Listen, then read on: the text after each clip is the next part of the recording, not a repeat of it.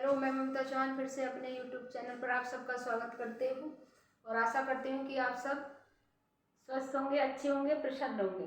आगे बातें ना करते हुए अपनी कक्षा को प्रारंभ करते हैं। इससे पहले हमने आपको अलंकार बताए थे और अच्छे से समझाए थे और ये भी कहा था अगली वीडियो में बहुत कुछ अच्छा लेके आने वाले हैं।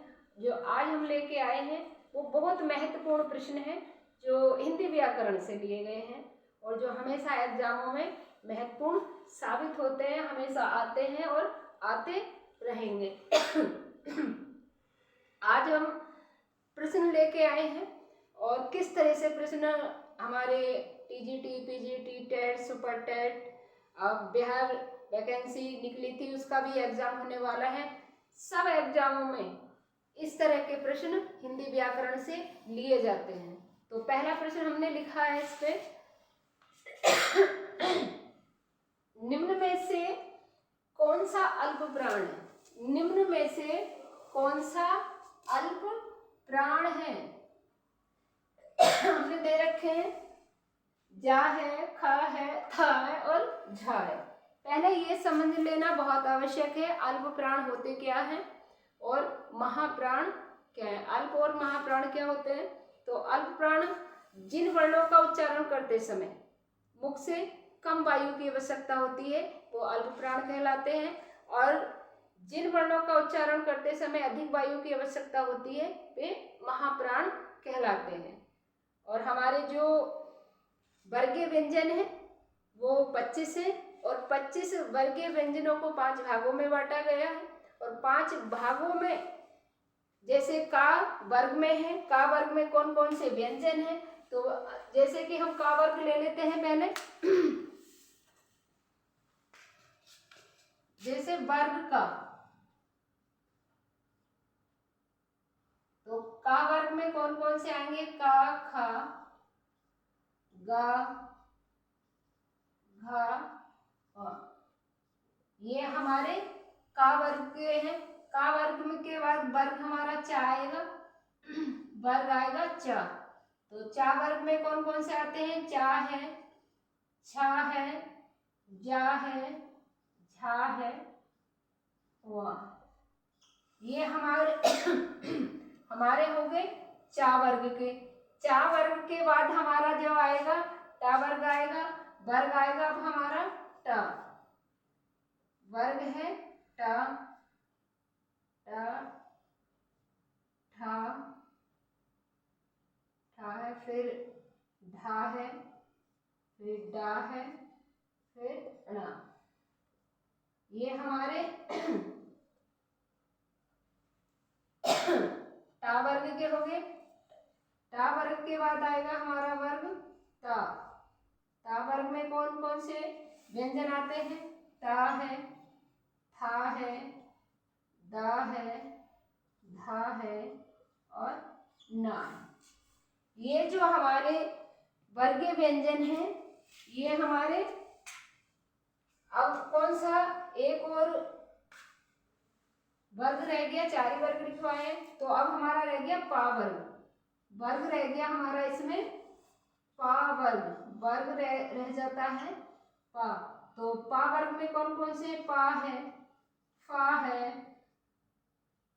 बा है, भा है और मा है। ये हमारे 25 वर्गीय व्यंजन है और 25 वर्गीय व्यंजनों में अपने वर्ग का पहला, तीसरा और पांचवा हमेशा अल्प प्राण कहलाते हैं।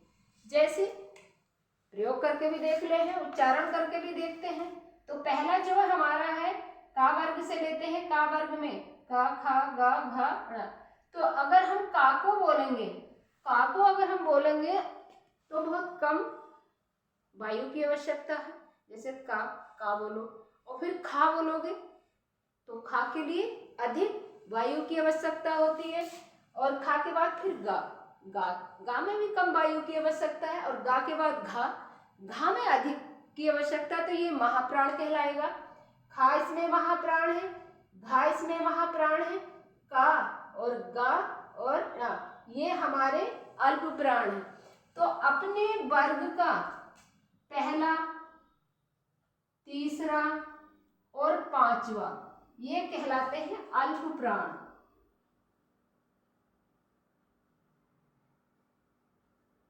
ये हमेशा अल्प प्राण होते हैं। अब हमारे कौन सा बच गया? दूसरा और चौथा। तो ये दूसरा बच गया है और ये अब इसका हम एक कोड बना सकते हैं, जैसे 135 हो जाएगा ना अल्प प्राण 1, 3 और 5, तो इसका कोड बन जाएगा 135। यानी कि अपने वर्ग का पहला, तीसरा और पांचवा जो होगा अल्प प्राण होगा, और दूसरा और चौथा महाप्राण, यानी कि महाप्राण पर 24, ये 24 आ जाएगा महाप्राण, 24 महाप्राण होगा 135। अगर याद भी ना रख पाओ तो बस इसे कोड नंबर रखना याद कि अल्प प्राण 135 है और महाप्राण 24 है। तो अपने वर्ग का पहला, तीसरा, पांचवा अल्प प्राण है, दूसरा और चौथा महाप्राण है, तो ये कोड बन जाता है, इसको याद रखना। और 25 वर्गीय व्यंजन और उनका वर्ग याद रखना, किस वर्ग में कौन कौन से व्यंजन आते हैं। तो अब हमने इसमें लिखवा दिया। अब देख लो भाई इसमें कौन सा अल्प प्राण है। तो ये सारे, तो इसमें हमारा जो अल्प प्राण आता है अब कहाँ है? चा वर्ग में। चा वर्ग में ये तीसरा आ गया है, तो अल्प प्राण हमारा जा होगा, यानी कि पहला जो ऑप्शन है इसका ए, वो बिल्कुल सही है। अगला हमने लिखवाया है, सेकंड क्वेश्चन है इसका, निम्न में अंत्यष्ट व्यंजन कौन सा है? अंत्यष्ट व्यंजन चार होते हैं, और चार कौन कौन से होते हैं ये भी बताएंगे अभी। अब देख अंत्यष्ट व्यंजन, ये तो हमारे सब सारे अल्प और महाप्राण लिखे हुए हैं।